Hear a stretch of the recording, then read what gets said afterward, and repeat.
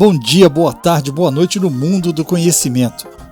E se eu te dissesse que aquela sua avaliação clínica, o bom e velho olhômetro, na hora de decidir extubar uma criança, não apenas está ultrapassado, mas pode estar colocando o seu paciente pediátrico em sério risco de complicações respiratórias do pós-operatório? Você estaria pronto para mudar a sua conduta hoje mesmo? Bem-vindos, colegas, ao Medicina do Conhecimento. Por aqui a gente conversa e vai muito além das quatro paredes do centro cirúrgico. A gente fala de inovação, tendências, dicas práticas e, claro, qualidade de vida. Porque cuidar do outro começa por cuidar da gente também. E o melhor, compartilhar conhecimento nunca será dividir, mas sempre será multiplicar. Então vem comigo para mais um assunto sem fronteiras nesse universo incrível do Medicina do Conhecimento.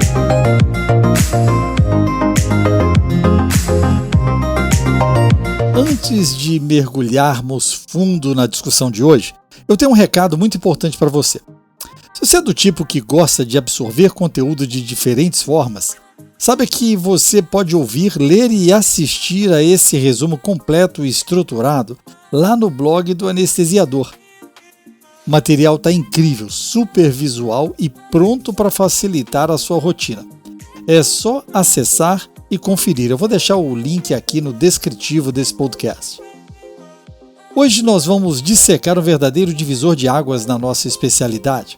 Vamos falar sobre as novíssimas diretrizes europeias de 2025 do ESAIC e do ESPA, sobre o uso, a monitorização e a reversão do bloqueio neuromuscular em crianças anestesiadas. Esse não é só um artigo, é uma mudança de paradigma. Nesse episódio eu quero sintetizar para você o que realmente importa para a prática clínica. E você vai descobrir por que a monitorização neuromuscular quantitativa deixou de ser um luxo e passou a ser uma exigência absoluta. Como justificar a necessidade real do bloqueador na sua intubação pediátrica. A forma correta e racional de usar os reversores, como Sugamadex, a neostigmina, baseada em números e não em achismos. E os cuidados críticos na hora de manejar populações de alto risco, como os neonatos e pacientes com miopatias raras ou doenças neurológicas. Se você trabalha no centro cirúrgico, UTIs pediátricas ou atende emergências, a forma como você avalia a recuperação neuromuscular vai mudar depois dessa nossa conversa. Ajeite o fone de ouvido, fica comigo até o final e vamos juntos elevar o padrão de segurança dos nossos pequenos e importantes pacientes. Vamos juntos! Esse resumo tem a nossa curadoria e foi gerado por IA generativa. Está lá publicado em texto, áudio e vídeo no blog do Anestesiador. Lá você encontra resumos diários sobre os melhores artigos em medicina perioperatória. Se você quer ser um early adopter, vem comigo! Olá e boas-vindas a mais uma das nossas análises aprofundadas. É um prazer estar aqui de novo. Antes da gente mergulhar de cabeça no material de hoje, eu preciso fazer um agradecimento muito especial. Ah, sem dúvida. O apoio da comunidade é o que move isso aqui. Exatamente. Muito obrigada a quem já acompanha o nosso trabalho e, claro, a quem é assinante do blog do Anestesiador. É muito gratificante ver esse grupo crescer. Pois é. E eu quero dar boas-vindas oficiais a cada colega que agora faz parte do ecossistema digital Medicina do Conhecimento. É um privilégio imenso ter profissionais tão dedicados com a gente. Com certeza. E o tema de hoje, olha, é daqueles que mudam a rotina de quem está na linha de frente. Sim, a nossa missão nessa exploração detalhada é pegar um documento incrivelmente denso que acabou de sair do forno e destilar tudo isso num debate bem focado. Um debate preciso e, o mais importante, altamente aplicável para a prática diária dos nossos colegas anestesiologistas e intensivistas. É sobre uma mudança de paradigma urgente, né? Nós estamos falando basicamente do fim da era da adivinhação clínica. O fim do monitoramento qualitativo na anestesiologia pediátrica? Perfeito. E o material que fundamenta a nossa análise hoje é um documento de peso histórico. Muito peso. É a diretriz de 2025 da ESAIC e da ESPA. Isso, o título oficial é 2025 ESAIC and ESPA Guidelines on Neuromuscular Block in Anesthesialized Children, Indications, Monitoring and Reversal. E, para situar quem nos ouve, esse trabalho foi publicado no European Journal of Anesthesiology no ano de 2026. Volume 43, certo? Exato, nas páginas 295 a 323. É uma força-tarefa colossal liderada pelo Francis Weikemans. É incrível como eles conseguiram unir a Sociedade Europeia de Anestesiologia e Cuidados Intensivos, a ESASCO, e a SPA, que é a de Anestesiologia Pediátrica. É o retrato definitivo da prática anestésica pediátrica global hoje. E esse esforço conjunto reflete bem a complexidade da coisa. Porque, historicamente, a pediatria sempre sofreu muito com aquela extrapolação de dados de adultos, né? Sim, assumia-se que a criança era só um adulto pequeno. Que era só ajustar a dose ali por miligrama por quilo e pronto. Mas a gente sabe que a fisiologia não funciona assim. A anatomia das vias aéreas é diferente, a imaturidade da junção neuromuscular. O volume de distribuição, principalmente em neonatos e lactentes. Exatamente. Tudo isso é fundamentalmente diferente. Então, o objetivo central desse artigo é fornecer recomendações baseadas em evidências estritas e específicas só para pacientes pediátricos. E o que me chama muita atenção logo de cara é a forma como eles estruturaram essa busca. Não foi uma revisão de literatura comum. De jeito nenhum. O rigor metodológico foi extremo. Eles aplicaram a metodologia GRADE e o formato PICO-PC para formular as perguntas clínicas, né? Sim, e para uma recomendação entrar na diretriz final, ela precisou passar por um processo Delphi de 4 etapas. Isso exige pelo menos 75% de consenso entre os especialistas. Ou seja, quando a gente lê uma diretriz com esse nível de exigência, a gente sabe que as conclusões sobreviveram a um escrutínio estatístico brutal. Isso dá muita segurança para mudar condutas consolidadas na rotina do centro cirúrgico. O sistema GRADE penaliza duramente os estudos com vieses e premia muito a consistência. Então, eles investigaram 4 grandes áreas clínicas, certo? Intubação, condições cirúrgicas, monitoramento e condições especiais. Essas 4 áreas trazem respostas que representam o estado da arte da evidência científica de 1995 até 2024. Vamos começar pela primeira grande área, então, que é a intubação traqueal. Vamos lá. O documento traz uma recomendação muito forte para o uso rotineiro de bloqueadores neuromusculares na intubação de crianças. Crianças, neonatos e lactentes dentro do centro cirúrgico. E tem um número lá que salta aos olhos. Evitar o uso de bloqueadores aumenta em mais de 3 vezes o risco de uma intubação difícil. 3 vezes é um dado assustador. Considerando a reserva de oxigênio de um recém-nascido, é um risco inaceitável, concorda? Totalmente. Se a gente pensar na anatomia da via aérea pediátrica, esse número faz todo sentido clínico. O occipício proeminente do lactente... Isso. A laringe que é muito mais anterior, a epiglote em formato de ômega, as pregas vocais anguladas. Tudo dificulta. E evitar o bloqueador neuromuscular quase sempre resulta em cordas vocais que não estão totalmente abduzidas. O que gera tosse, laringoespasmo. Movimentos corporais durante a laringoscopia. Isso prolonga o tempo de apneia. E a criança dessatura incrivelmente rápido por causa da alta taxa metabólica. E da baixa capacidade residual funcional. O risco de trauma de via aérea sobe muito. Então, o bloqueio profundo suprime esses reflexos e otimiza a visualização da glote de forma indiscutível. Sem sombra de dúvida. E dentro desse cenário de intubação, a gente esbarra na velha discussão sobre a indução de sequência rápida, a famosa RSI. Essa é uma virada de página considerável. Sim, porque por décadas a succinilcolina reinou absoluta na sequência rápida devido àquele início de ação ultra rápido. Mas a diretriz agora traz uma recomendação forte para o uso do rocurônio em detrimento da succinilcolina nesses cenários. É uma mudança enorme para quem se formou há mais tempo. É uma evolução natural totalmente focada na segurança do paciente. A succinilcolina tem muitos efeitos adversos intrínsecos por ser despolarizante. Fasciculações, liberação de potássio, espasmo de masseter. E a resposta vagal, que em crianças é fortíssima. Pode causar bradicardia severa ou até a sistolia, muitas vezes exigindo a atropina profilática. Já o rocurônio, em doses adequadas, tipo 1 a 1,2 mg por quilo, oferece condições excelentes. E um tempo muito comparável ao da succinilcolina,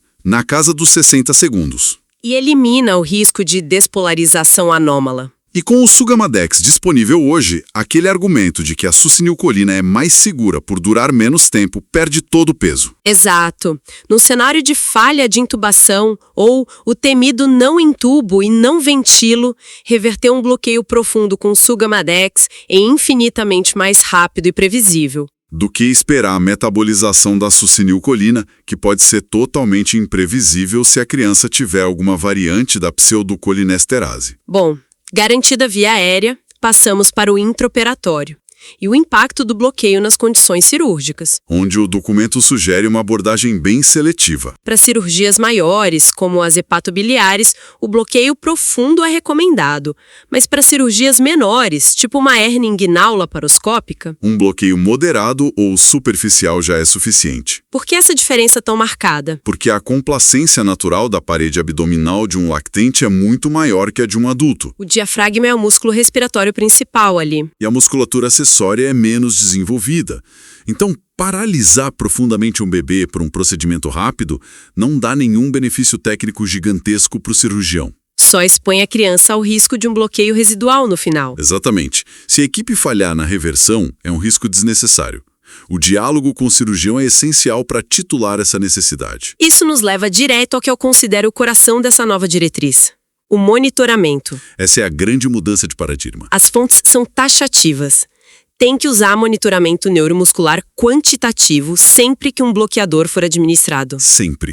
A prática de avaliar clinicamente, olhando se a criança respira ou se mexe, não serve mais. Ou usar monitoramento qualitativo, visual e tátil. É oficialmente insuficiente. A sua analogia sobre isso é muito boa, inclusive. Um monitoramento qualitativo é como tentar assar um bolo medindo a temperatura do forno com a mão. É bem por aí. Você até pode acertar algumas vezes por pura experiência, mas uma hora você vai queimar o bolo. E o monitoramento quantitativo é o nosso termômetro digital. Perfeito.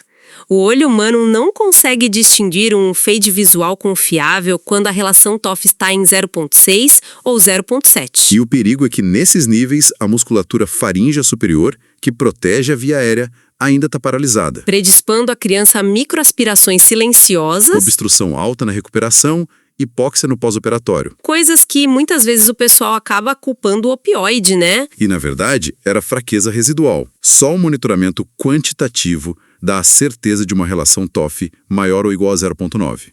Em vez da aceleromiografia, AMG. De preferência no músculo adutor do polegar. Quem faz pediatria sabe o alívio que isso é. Tentar fixar sensor de aceleromiografia na mão de um neonato de 3 quilos é um pesadelo logístico. O sensor escorrega, a mão tem que ficar livre para se mover, tem artefato de movimento o tempo todo. Sem falar naquele problema crônico de overshoot da AMG, onde a relação passa de 100% e confunde a leitura. A superioridade da MEG na pediatria resolve justamente isso. Certo, porque a MEG mede o potencial de ação elétrico gerado na membrana do músculo, não a resposta mecânica do dedo. Então, o braço da criança pode ficar posicionado junto ao corpo, sobre os campos cirúrgicos, sem precisar de excursão livre do polegar.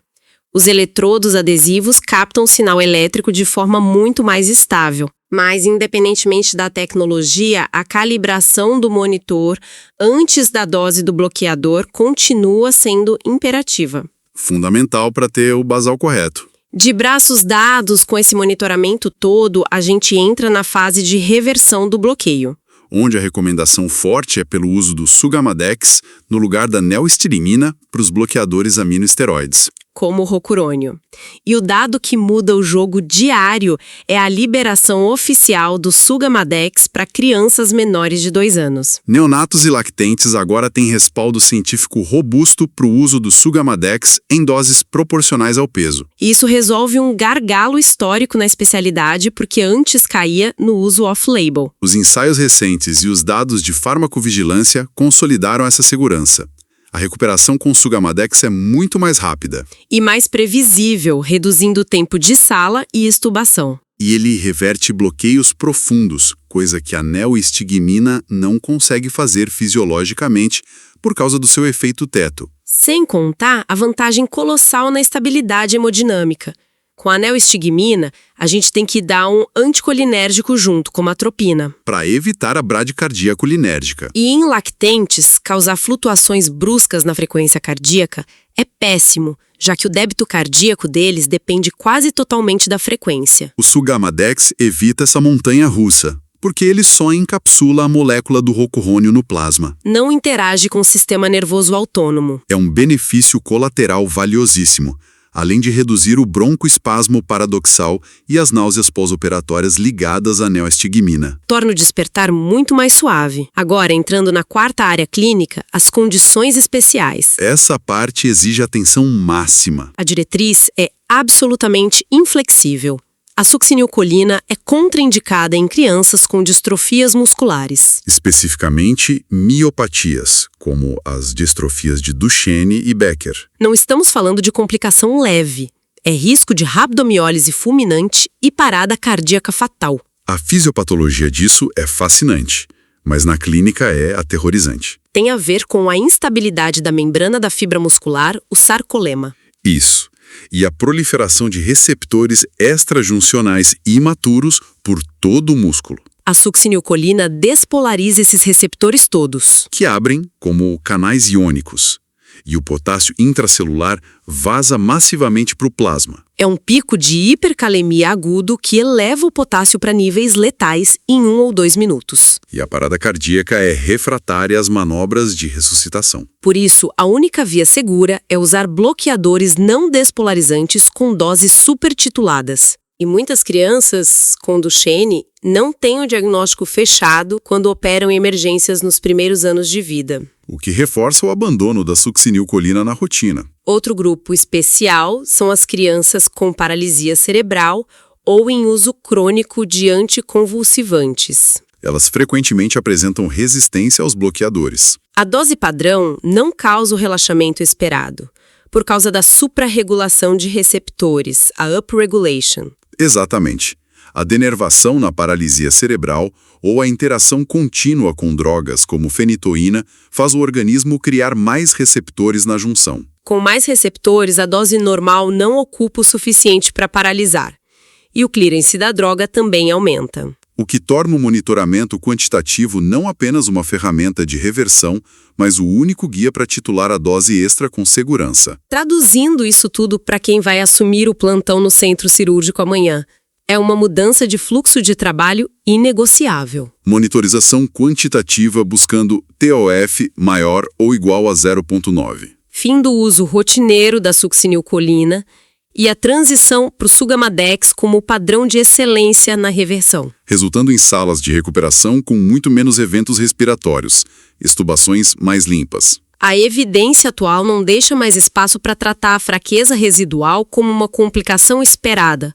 Ela é evitável. E em crianças, onde a margem respiratória é estreita, garantir 100% de recuperação da força é a diferença entre a excelência e a quase tragédia. A avaliação pré-anestésica ganha um peso gigante também para identificar síndromes genéticas e uso de anticonvulsivantes. Sem dúvida. Mas nenhum trabalho responde a tudo. O documento é transparente sobre as limitações e lacunas. A maior ausência é a falta de recomendações para as unidades de terapia intensiva pediátrica e neonatal. A PICO e a NICO ficaram de fora. Porque falta literatura de alta qualidade para cenários críticos prolongados, a dinâmica na UTI é diferente. Lá o bloqueador é usado em infusão contínua por dias para sincronia ventilatória na SDRA ou controle de hipertensão intracraniana. O risco de miopatia do paciente crítico é alto.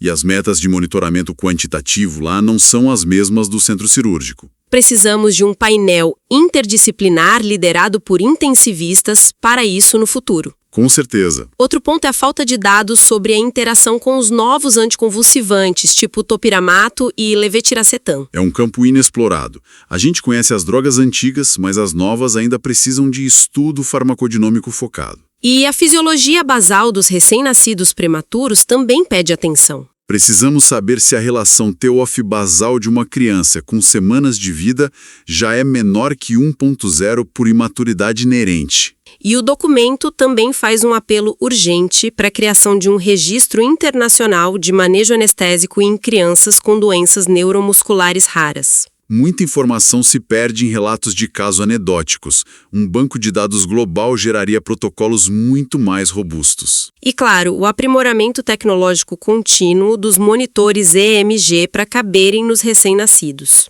Isso é essencial para a adesão universal. Fazendo um apanhado geral, fica muito claro que este documento não é só uma atualização de doses. É uma redefinição completa do padrão de segurança. A precisão no bloqueio neuromuscular pediátrico não é um detalhe técnico, é um pilar inegociável do desfecho do paciente. E eu queria deixar uma reflexão crítica para encerrarmos. Por favor. A ciência aponta o caminho da segurança de forma inequívoca, mas a implementação esbarra em barreiras de custo, falta de equipamentos e necessidade de treinamento. Principalmente em instituições com menos recursos. Exato. O desafio agora é de gestão. Como as lideranças médicas e os departamentos podem dar o primeiro passo prático hoje, seja com protocolos ou compras unificadas, para garantir que nenhuma criança sofra um bloqueio residual evitável. A evidência está na mesa. A transição exige ação e vontade institucional. Uma provocação fenomenal que vai exigir muita articulação da nossa parte. É o tipo de reflexão que transforma a leitura em mudança real. Quero agradecer mais uma vez aos colegas da nossa comunidade de assinantes do blog do Anestesiador pela confiança contínua no nosso trabalho. Obrigado por nos acompanharem em discussões tão cruciais. Ter profissionais que buscam elevar a barra do cuidado é o que torna tudo isso gratificante. O pensamento crítico guiado por evidências é o que impulsiona a medicina. Com toda certeza. Muito obrigada por participarem de mais essa exploração detalhada. Continuem questionando, continuem estudando e a gente se encontra no nosso próximo mergulho pelos conteúdos do ecossistema digital Medicina do Conhecimento. Um abraço e até a próxima. Chegamos ao fim de mais um episódio do nosso podcast Medicina do Conhecimento. Bom, espero que esse conteúdo tenha sido inspirador para você quanto foi para mim. Agora, se você gostou, compartilhe aí esse episódio com mais colegas, deixe o seu comentário, as suas sugestões. Eu considero a sua participação fundamental para continuarmos expandindo o conhecimento. E eu também quero que você se torne um assinante VIP do blog do Anestesiador. Manda para mim uma mensagem lá no Instagram, @Medicina do Conhecimento, que eu te ofereço um mês gratuito para você degustar o acesso ao grupo VIP. E você quer continuar conectado? Acessa lá a nossa rádio web www.medicinadoconhecimento.com.br e aí você ouve ciência e informação onde e quando quiser. E claro, esse podcast está em todas as plataformas Spotify, Deezer, Apple Podcast, SoundCloud, YouTube Music e até mesmo na sua Alexa. Não deixe de mandar o seu feedback. Manda sua pergunta, sugestão ou comentário. Quem sabe o próximo tema não nasce da sua ideia. Compartilhe, deixe o seu like e segue a gente nas redes sociais Twitter, Facebook e Instagram, @Medicina do Conhecimento. Porque aqui compartilhar é multiplicar.